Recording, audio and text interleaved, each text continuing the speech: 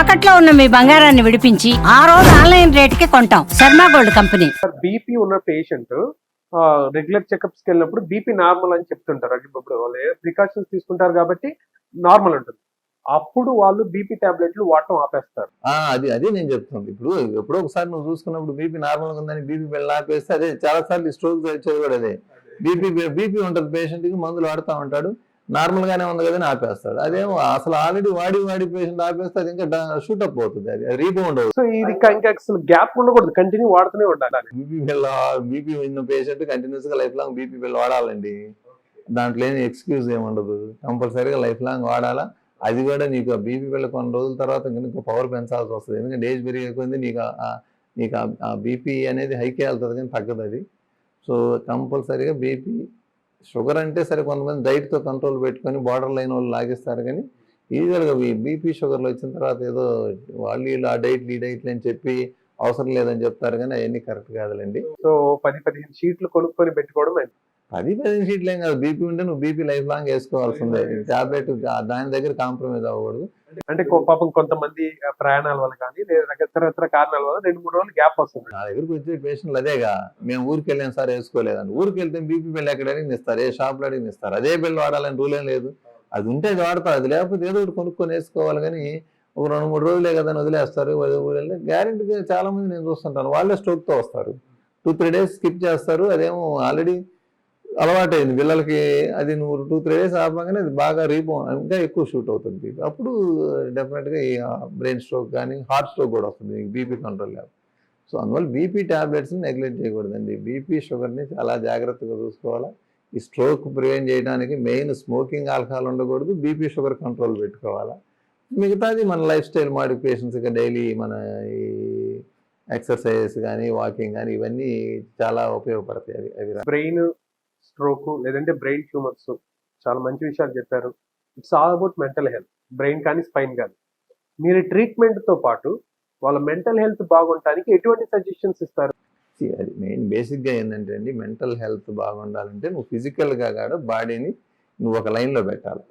నువ్వు ఒక సిస్టమేటిక్గా నువ్వు నీ పొద్దుటి నుంచి నైట్ వరకు నీ పని ఒక సిస్టమేటిక్గా ఉందంటే ఆటోమేటిక్గా నీ మైండ్ కూడా సిస్టమేటిక్గా ఉంటుంది. ఇప్పుడు మేము ఉంటాము, మేము ఒక సిస్టమేటిక్గా చేసుకుంటూ వస్తాం. పొద్దున్న లేవగానే 1 గంట వాకింగ్ చేస్తాము, హాస్పిటల్కి వచ్చాము, పని చూసుకుంటాం, నైట్ దాకుంటాం, వెళ్ళి పడుకుంటాం. ఒక సిస్టమ్ ఉంటే నీకు మైండ్ కూడా ఎందుకు స్ట్రెస్ ఉంటుంది, మైండ్ కూడా ఎందుకు ఏరియా. నువ్వు 100 పెట్టుకున్నావు అనుకో, మైండ్లో 100 పనులు పెట్టుకుంటావు. నువ్వు చేయాల్సింది ఒక పని, నువ్వు 100 మైండ్లో పని పెట్టుకుంటే మెంటల్ హెల్త్ ఎట్లా బాగుంటుంది చెప్పు. అటు పనులు ఇటు హెల్త్ ఏం చేయక్కర్లేదు సార్. మెంటల్ ఇదిగా ఉండడానికి నువ్వు చేసే పనిని ఒక సిస్టమేటిక్గా దాని మీద కాన్సన్ట్రేట్ చేసి అదే చేస్తే ఇంకెందుకు టెన్షన్ ఉంటుంది చెప్పండి. మనం అది తప్పితే అన్నీ చేయడానికి ట్రై చేస్తాము, అప్పుడు మైండ్ దేనికి చేయలేదు, మైండ్ స్ట్రెస్కి వెళ్ళిపోతుంది. నువ్వు ఒకే పని మీద ఉండి అదే పని చేసుకుంటా నువ్వు అది ఒక సిస్టమేటిక్ చేసుకుంటూ వెళ్తే ఎందుకు స్ట్రెస్ వస్తుంది, రాదు. అది అదే మీరు చెప్పింది అమృతం సీరియల్ టైటిల్ లో చెప్పినట్టు, అరే ఆంజనేయులు అంత ఆయాసపడిపోతూ ప్రశాంతంగా ఉండు, ఎక్కువ స్ట్రెస్ తీసుకోబాకు. అంటే నేను తీసుకోవాలంటే ఎవరికి రాదండి. ఎవడు స్ట్రెస్ తీసుకోవాలని ఎవడు అనుకోడు, ఎవడు వద్దనే అనుకుంటారు స్ట్రెస్. కానీ స్ట్రెస్ తీసుకోవాలని అనుకోకపోయినా నువ్వు చేసే పనిని బట్టి స్ట్రెస్ వస్తుంది. నువ్వు ఉండే విధానం, నువ్వు చేసే పనిని బట్టి వస్తుంది. నువ్వు చేసే పని ఏ పని అన్నా కానీ నీ పని నువ్వు అదే పని చేసుకుంటా ఒక సిస్టమ్, అదే సిస్టమ్ ఫాలో అవుతామంటే స్ట్రెస్ రాదు.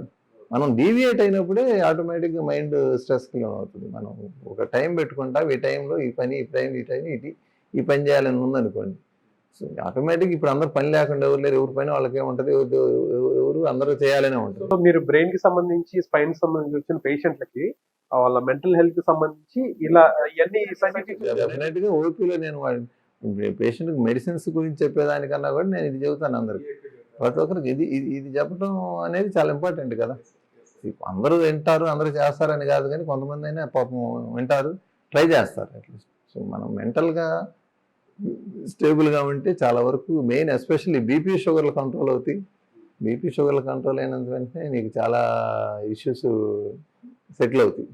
సార్ పాస్ట్ 10-15 ఇయర్స్ నుంచి సొసైటీలో there are lot of changes. Night shift డ్యూటీలు ఎక్కువ. ఇందాక మీరు మెన్షన్ చేశారు, ఒక నైట్ షిఫ్ట్ రెగ్యులర్ గా నైట్ షిఫ్ట్ డ్యూటీ చేసే ఒక ఉద్యోగికి బ్రెయిన్, స్పైన్ కి సంబంధించి ఎటువంటి మార్పులు చేర్పులు ఉంటాయి? స్పైన్ మార్పులు ఉంటాయని మనం చెప్పలేం, కానీ బ్రెయిన్ లో కూడా మార్పులు అని కాదు కానీ యూజువల్గా ఏంటంటే మనది ఏంటంటే మనం ఒక రిథమ్కి సెట్ అవుతుంది బ్రెయిన్, ఆ నాక్టర్నల్ ఈ సైకిల్ ఉంటుంది కదండి. సో అది మనకి జనరల్గా పగలు పని చేయాలా, నైట్ నిద్రపోయే దానికి అది సెట్ అయి ఉంటుంది బ్రెయిన్, మనకి నేచర్ అలా సెట్ సెట్ చేస్తుంది. బట్ కంప్లీట్ సో మనం ఇది చేయటం వల్ల ఏంటంటే తెలియకుండానే, అంటే మేము చూస్తాం కదా నైట్ షిఫ్ట్లు చేసి వాళ్ళకి ఏంటంటే వాళ్ళు నైట్ షిఫ్ట్ అంతా పని చేసి డే అంతా నిద్రపోతారని ఉండదండి. వాళ్ళు అట్లా పోలేరు కూడా, అది రాదు కూడా, నువ్వు పోవాలన్నా రాదు. సో అక్కడ నీకు ఇబ్బంది అవుతుంది, ఎందుకంటే నిద్ర సరిపోకపోతే సరే నైట్ అంతా పని చేసి డే అంతా నిద్రపోయటం అట్లా చేయగలిగితే ఓకే, పెద్ద ప్రాబ్లం ఉండకపోవచ్చు. కానీ అది అసలు అవ్వదు. మనం ఎస్పెషల్లీ ఫస్ట్ నుంచి 2-9 బాడీ నీకు ఆ రివర్స్లో చేయాలంటే అంత ఈజీ కాదు అది. సో డెఫినెట్గా నీకు స్లీప్ సరిపోదు. నువ్వు ఓన్లీ డే అంతా నిద్రపోతే ఉండవు కదా, డే అంతా ఏదో డిస్టర్బెన్సే ఉంటుంది. అందరూ పని చేస్తుంటే ఒకరు నిద్రపోవడం అంత ఈజీ కాదు. సో నైట్ డ్యూటీ చేసే వాళ్ళకి ఏంటంటే స్లీప్ డిస్టర్బెన్సెస్ ఎక్కువ ఉంటాయి వాళ్ళకి. సో దాంతో మెయిన్ అదే. సార్ కొంతమంది మార్నింగ్ కొన్ని షిఫ్ట్ల ప్రకారం చేస్తుంటారు. ఒక 3 days డే టైమ్ షిఫ్ట్ ఉంటుంది, 3 days నైట్ షిఫ్ట్, ఇట్లా ఆల్టర్నేటివ్ గా వెళ్తూ ఉంటుంది. సో ఇటువంటి అది కూడా నేను చెప్తుంది. ఇప్పుడు నువ్వు ఈ ఆల్టర్నేటివ్ చేసే వాళ్ళకి స్లీప్ డిస్టర్బెన్సెస్ వచ్చేది అంతే కదా, వాళ్ళకి దాని బ్రెయిన్ అనేది అర్థం కాదు, కన్ఫ్యూజన్లో పడిపోతుంటుంది. ఎప్పుడు నిద్రపోవాలి, ఎప్పుడు మేలుకుంటామో తెలియకుండా దాన్ని కన్ఫ్యూజన్లో పెట్టేస్తే ఆటోమేటిక్గా నిద్ర నీకు డిస్టర్బ్ అవుతుంటుందిగా. సో అదే ఇప్పుడు మెయిన్. ఇప్పుడు ఎస్పెషల్లీ మీరు అన్నట్టు సాఫ్ట్వేర్ అయినా లేదంటే కొన్ని కంపెనీలో చేసే వాళ్ళలో ప్రాబ్లమ్స్ అయ్యే వస్తుంది. మోస్ట్ ఆఫ్ ది టైం అందరూ స్ట్రెస్కి లోనై హెడేక్లు, నెక్ పెయిన్లు ఇవన్నీ వచ్చి, ఇప్పుడు ఇంతకుముందు ఓపీకి ఎవరు వచ్చేవాళ్ళు, ఇప్పుడు కామన్గా వస్తున్నారుగా. అది కాక ప్లస్ వర్క్ ఫ్రమ్ హోమ్ వాళ్ళు కూడా వస్తున్నారు లేదు ఇక్కడికి. బట్ ఏదన్నా కానీ ఇంతకుముందు కంటే డెఫినెట్గా పెరిగాయి, ఎస్పెషల్లీ స్లీప్ డిస్టర్బెన్స్ వల్ల. ఇప్పుడైనా సాఫ్ట్వేర్ అనే కాదండి, మామూలు వాళ్ళు కూడా ఈ ఫోన్లు చూస్తా, యూట్యూబ్ ఛానల్ చూస్తా నైట్ నిద్ర చాలా మంది అందరూ 12 తర్వాత నిద్రపోతున్నారు. అవును, ఈవెన్ ఫుడ్ కూడా దానివల్ల చాలా ఇష్యూస్ వస్తాయండి. ఇవన్నీ స్లో పాయిజన్ టైప్. నేను చెప్తున్నా కదా, స్లో పాయిజన్. ఇప్పుడు కాకపోయినా 10 years డౌన్ ద లైన్ ఈ ఇంప్లికేషన్స్ చాలా ఘోరంగా ఉంటాయని అనిపిస్తుంది నాకైతే. దెబ్బ కొట్టి ఇప్పుడున్న పిల్లల్ని కూడా చూస్తున్నాం కదా, ఇప్పుడు 10 years తర్వాత ఇవన్నీ ఇంప్లికేషన్స్ ఇప్పుడేం తెలియదు కదా, ఇట్లా అలవాటు అయ్యి ఉన్నాయి. రేపు నెక్స్ట్ 10 years తర్వాత చాలా ఇబ్బంది పడాలి.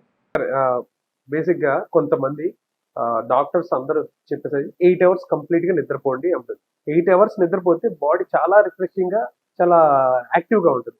కానీ కొంతమంది 4 hours నిద్రపోతారు, but they are very active. ఏంటి అంటే బ్రెయిన్ కి మనం ఇన్ అవర్స్ స్లీప్ రెగ్యులర్ గా మనం అలవాటు చేయొచ్చా, బాడీ యాక్టివ్ గా ఉంటుందా? ఎస్పెషల్లీ అక్కడ నాకు ఎందుకు, నేను జనరల్గా యావరేజ్గా 5 hours నిద్రపోతాను. బట్ నేను ఎప్పుడు ఇబ్బందిగా ఫీల్ అవ్వలేదు. బట్ అదేంటంటే నాకు ఇప్పుడు వచ్చింది కాదు, నాకు 25 years నుంచి అలవాటు అది. సో నేను అప్పటి నుంచి చదువుకునేటప్పటి నుంచి కూడా తక్కువ నిద్రపోయేవాళ్ళం, అది అలవాటు అయిపోయింది అట్లా. సో బ్రెయిన్ అలా ట్యూన్ చేయొచ్చండి నీకు. అట్లా అని చెప్పి నేను 1 hour 2 hours నిద్రపోతానంటే కుదరదు. బట్ ఈ జనరల్గా మనం 5-6 hours తో కూడా మేనేజ్ చేయొచ్చు. బట్ ఇది ఇప్పుడు ఒక్కొక్కసారి వీక్ 7 days అనుకుంటే, ఒక 3 days 8 hours నిద్రపోయి, ఒక 3 days 3-4 hours నిద్రపోయి, ఇట్లా చేస్తే ఉండదు. ఇప్పుడు మీరు 5 hours కంప్లీట్ గా డే, ఇది కంటిన్యూగా జరిగే సైకిల్. కానీ ఒక్కొక్కసారి 8 hours, 6 hours, 5 hours, ఇది ఎలా ఉంటుంది బ్రెయిన్ లో? డిపెండ్స్ ఆన్ పర్సన్స్ అనేది. నువ్వు అలవాటు చేయగలిగి నువ్వు దాన్ని అడ్జస్ట్ చేసుకోగలిగితే అది స్ట్రిక్ట్ గా ఇన్ని గంటలు నిద్రపోవాలనేది ఏమి ఉండదు. డిపెండ్స్, నువ్వు నీకు అలవాటు అయితే అట్లా చేసుకొని నువ్వు కంఫర్ట్గా ఉంటే ఓకే. కానీ నువ్వు ఆ నిద్ర లేక మరుసటి రోజంతా అలసిపోయినట్టు ఉండటం, నిద్ర లేక నువ్వు పడే బాధలతోనే మెయిన్ ప్రాబ్లం వస్తుంది. సార్ ఇక స్లీప్ వచ్చింది కాబట్టి ఇన్సోమ్నియా పేషెంట్స్ ఉంటారు.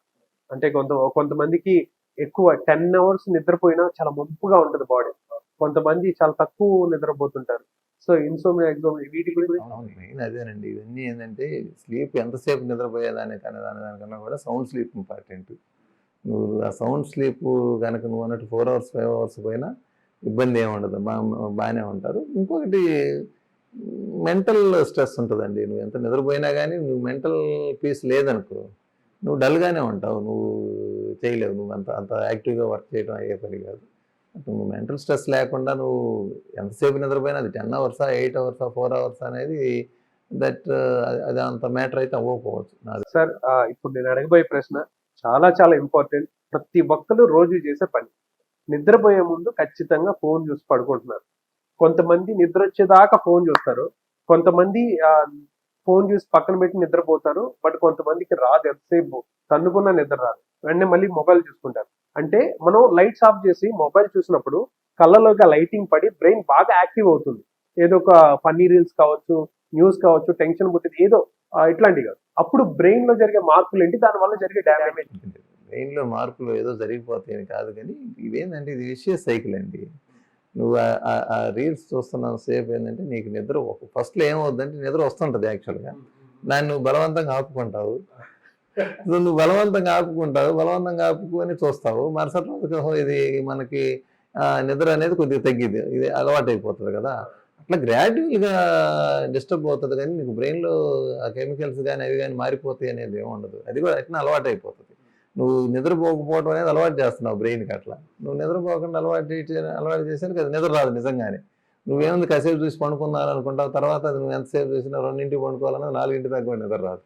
సో అది మళ్ళీ ఇబ్బంది పెడుతుంటుంది. సో ఏదైనా మళ్ళీ నువ్వు ఒక రోజు 2 రోజులు ఏమైందంటే నువ్వు ఫోన్ ఆపేసి పండుకున్నా నిద్ర రాదు. బట్ 4వ రోజు డెఫినెట్గా వస్తుంది. కానీ నువ్వు అలవాటు చేయాలంతే. నువ్వు ఏం చేస్తావు, నిద్ర రావట్లేదని చెప్పి మళ్ళీ ఫోన్ తీస్తావు, అది ఇంకా నిద్ర అట్లానే పోతుంది. కానీ ఒక రోజు 2 రోజులు నిద్ర రాకపోయినా ఫోన్ పక్కన పడేసి పండుకుంటే ఒక రోజు 2 రోజులు రాదు, 3వ రోజు వచ్చినట్టు అదే నిద్ర వచ్చేస్తుంది, నిద్రపోతావు. బట్ ఏదైనా అది నువ్వు అలవాటు చేసేదాన్ని బట్టి ఉంటుంది. బట్ డెఫినెట్గా స్లీప్ అనేది కంపల్సరీగా చాలా రోల్ ప్లే చేస్తుంది.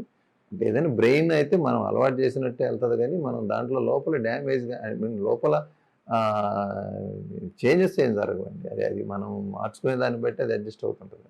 సార్ డాక్టర్ గారు, కొంతమంది అప్పుడప్పుడు వీక్ లో వన్స్ లేదంటే ఫాస్టింగ్ చేస్తూ ఉంటారు. ఫాస్టింగ్ చేసినప్పుడు పాపం వాళ్ళకి నిద్ర పట్టదు, కడుపు నిండా తిండి లేకపోతే నిద్ర పట్టదు. దాన్ని ఎలా అలవాటు చేయాలి నిద్ర? కూడా సేమ్ అదే చెప్పే కదా, నువ్వు రోజు తినేవాడు ఒక రోజు తినకపోతే నిద్ర రాదు. సో గ్రాడ్యువల్గా ఏదైనా అలవాటు చేయాలి. నువ్వు ఫాస్టింగ్ కూడా ఒకేసారి నువ్వు బాగా తినేవాడు సడన్గా ఫాస్టింగ్ చేయటం కూడా కరెక్ట్ కాదు. ఫస్ట్ ఇనిషియల్గా నువ్వు తగ్గించుకుంటా, క్వాంటిటీ తగ్గించుకుంటా వస్తే నువ్వు తర్వాత నువ్వు తినకుండా ఉన్నా ఇబ్బంది ఉండదు. నువ్వు రోజు బాగా తినేవాడు ఒకరోజు సడన్గా ఫాస్టింగ్ చేసే ఏంటంటే సో నిద్ర ఒకటే కాదు, బాడీ కూడా చాలా అంత అడ్జస్ట్ అవ్వలేదు. నువ్వు యాక్టివ్నెస్ తగ్గిపోతుంది, వీక్గా ఉంటావు, నువ్వు వర్క్ మీద కాన్సన్ట్రేషన్ తగ్గిపోద్ది, హైపోగ్లైసిమియాకి వెళ్తాం కదా, నీకు సరిపోదు, నీకు గ్లూకోజ్. సో పని చేయటం కష్టం అవుతుంది. ఎస్పెషల్లీ నువ్వు రెస్ట్లో ఉండేవాళ్ళు అయితే సడన్గా ఫాస్టింగ్ చేసుకోవచ్చు, కానీ బట్ అది కూడా అలవాటు చేసుకోవాలి. కొంతమంది స్లోగా తగ్గించుకొని తీసుకుంటా ఒకసారి ఆపినా బాడీ దానికి ట్యూన్ అవుతుంది. ఏదైనా మనం అలవాటు చేయాలి కానీ సడన్గా ఏది చేయటం కాదు. అలవాటు చేస్తే నువ్వు ఒక రోజల్లా తినకపోయినా కానీ యాక్టివ్గానే ఉండొచ్చు. బట్ ఇనిషియల్గా కొద్దిగా ఇబ్బందిగా ఉన్నా తర్వాత ఇబ్బంది ఏమి ఉండదు, బాడీ బాగానే టాలరేట్ చేయగలదు. సార్ మనం రెగ్యులర్గా చేసేటువంటి రొటీన్లో మొబైల్స్ చూస్తుంటాం, టీవీ ఎక్కువ చూస్తుంటాం, లేదంటే బాగా బ్యాడ్ వెదర్లో తిరుగుతుంటాం. వీటన్నిటికీ ఎంతో కొంత ఇన్ఫ్లుయెన్స్ అవుతూ ఉంటుంది body and brain also. So మనం ఎటువంటి జాగ్రత్తలు తీసుకోవాలి బ్రెయిన్ కి యాక్టివ్ ఉంచుకోవడం అండ్ షార్ప్ ఉంచుకోవడం? కొంతమందికి మంపుగా ఉంటుంది బ్రెయిన్, వాళ్ళ డైలీ రొటీన్ వల్ల కావచ్చు. బ్రెయిన్ షార్ప్ గా ఉండాలంటే మన డైలీ రొటీన్ ఎలా ఉండాలి? సేమ్ అదే, నువ్వేంటంటే నువ్వు నీ పని నువ్వు చేసుకోవాలా, ఒక అంత సిస్టమేటిక్గా ఉండాలా. సో దాన్ని కన్ఫ్యూజన్ చేయకూడదు, బ్రెయిన్ మనం కన్ఫ్యూజ్ చేయకూడదు. దానికి రోజు ఒక సిస్టంలో వెళ్తుంటే దానికి పెద్ద స్ట్రెస్ అనిపించదు. మల్టిపుల్ థింగ్స్ బ్రెయిన్ మీద పెట్టకూడదు. జనరల్ నేను చెప్పేది ఏదైనా సైంటిఫిక్ అని కాదు, కానీ ఈ జనరల్ ఇదే. నేను చూసేది పేషెంట్లని నేను సెల్ఫ్గా ఫీల్ అయ్యేది చెప్తున్నా, కానీ అదేమి బుక్లో ఏమి ఉండదు అది. సో జనరల్గా ఏంటంటే మనం వీలైనంత వరకు ప్రశాంతంగా ఉంటే, మెంటల్ స్ట్రెస్ లేకుండా ఉంటే జనరల్గా ఇబ్బంది ఏమి ఉండదండి. అంతేగాని దానికేం మనం సపరేట్గా జాగ్రత్తలు తీసుకోవాల్సిన అవసరం లేదు. మనం చేసే పని మనం ఒక సిస్టంలో చేసుకుంటే, సిస్టమేటిక్గా చేసుకుంటే వెళ్ళి ఇంతవరకే అనుకుంటే సరిపోతుంది. సార్ శంకర్ దాదా ఎంబీబీఎస్ లో లింగమ్మ క్యారెక్టర్ ని ఒక డాక్టర్ క్యారెక్టర్ ఉంటుంది, మీరు చూసే ఉంటారు చిరంజీవి గారిది. అందులో ఓపెన్ చేయగానే వాళ్ళు డాక్టర్లందరూ రౌండ్ తిరిగి గట్టిగా నవ్వుతా ఉంటారు. నవ్వు రాకపోయినా నవ్వు తెచ్చుకొని నవ్వుకొని బీపీ చెక్ చేసుకుంటా ఉంటారు. ఏంటి అలా నవ్వు రాకపోయినా నవ్వు తెచ్చి నవ్వుతే ఏంటి ఏం లాభం? ఇప్పుడు అదే లాఫింగ్ క్లబ్లు అనేవి వస్తున్నాయి కదా. ఇప్పుడు వాళ్ళు ఏంటంటే యాక్చువల్గా అది బీపీ అని కాదు, కానీ బీపీ చెక్ చేసుకోవడం, పల్స్ వస్తుంటారు. సో నీకు ఆటోమేటిక్గా ఏమైందంటే అండి, నీకు ఒక తెలియకుండానే నువ్వు ఒక ఈ స్టేజ్లోకి వెళ్ళినప్పుడు సో బ్రెయిన్ అనేది రిలాక్స్ అవుతుందండి. లాఫింగ్ అనేది జనరల్గా నీకు అన్నిసార్లు మనకు నవ్వాలని నవ్వే ఇన్సిడెంట్స్ తక్కువ ఉంటాయి ఈ రోజుల్లో. కొంతమంది అరే ఎప్పుడన్నా నవ్వితే చూడాలని ఉంది అన్నట్టు. లేదు ఈ రోజుల్లో నవ్వటం కూడా అందరూ మనకున్న ఈ బిజీ షెడ్యూల్లో నవ్వటం కూడా అంత రేరే యాక్చువల్గా.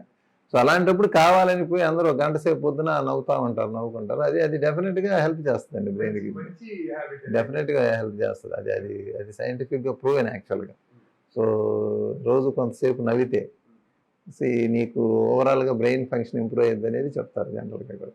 డాక్టర్ గారు, ఆ బ్రెయిన్ స్ట్రోక్ సంబంధించి ట్రీట్మెంట్ చాలా మందికి ఉన్న అపోహలు ఏంటంటే లైఫ్ లాంగ్ మందులు వాడాల్సి వస్తుంది, లేదంటే ట్రీట్మెంట్ రెగ్యులర్ గా చెకప్కి వెళ్ళాల్సి వస్తుంది అని చెప్పేసి అనుకుంటుంటారు. అసలు ఈ ట్రీట్మెంట్ ఎలా ఉంటుంది బ్రెయిన్ స్ట్రోక్ కి?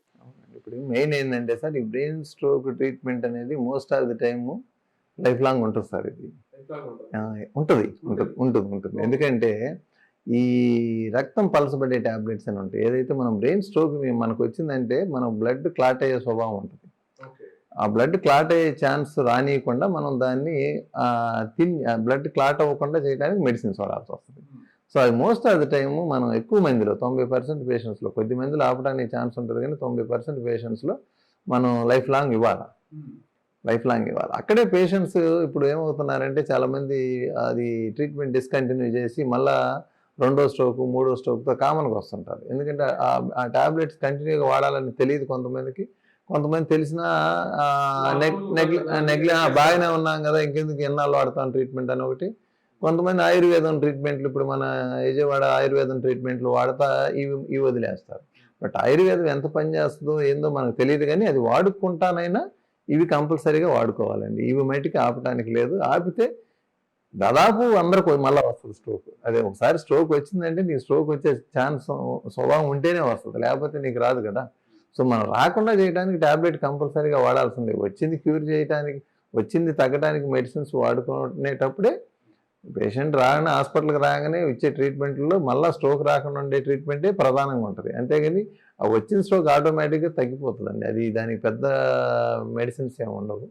సో మనం మనం స్ట్రోక్ వచ్చే ఛాన్స్ ఉంది కాబట్టి మోస్ట్ ఆఫ్ ది టైం మనం లైఫ్ లాంగ్ అట్లీస్ట్ ఆ ట్యాబ్లెట్ అయితే వాడాలా. ఏది మనం ఆ రక్తం పలసబడే ట్యాబ్లెట్ ఉంటుంది, ఆస్పిరిన్లని, ఈ మన స్టాటిన్స్ అని ఉంటాయి, అవి కంపల్సరీగా లైఫ్ లాంగ్ వాడాల్సి వస్తుంది. సార్, ఇంకా రక్తం పలసబట్టడం అనేది చాలా ఇంపార్టెంట్ బ్రెయిన్ స్ట్రోక్, ఈవెన్ హార్ట్కి సంబంధించి కూడా.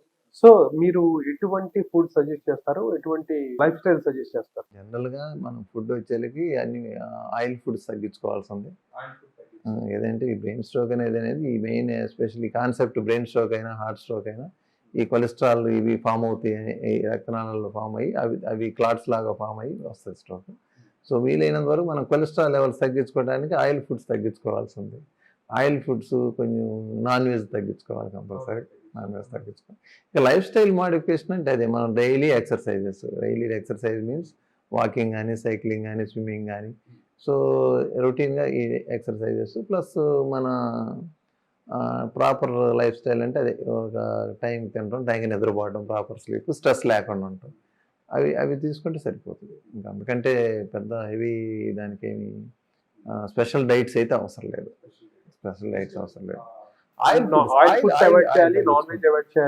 జంక్ ఫుడ్స్ ఇవన్నీ అవాయిడ్ చేయాలి, బాడీ కాస్త ఎక్సర్సైజ్ ఇవ్వాలి, అంతే.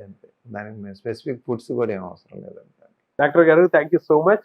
చాలా మంచి విషయాలు చెప్పారు అండ్ చాలా ముఖ్యమైన విషయాలు ఈ ఎపిసోడ్ లో మనం కవర్ చేసాం నేను అనుకుంటున్నాను. Thank you very much sir.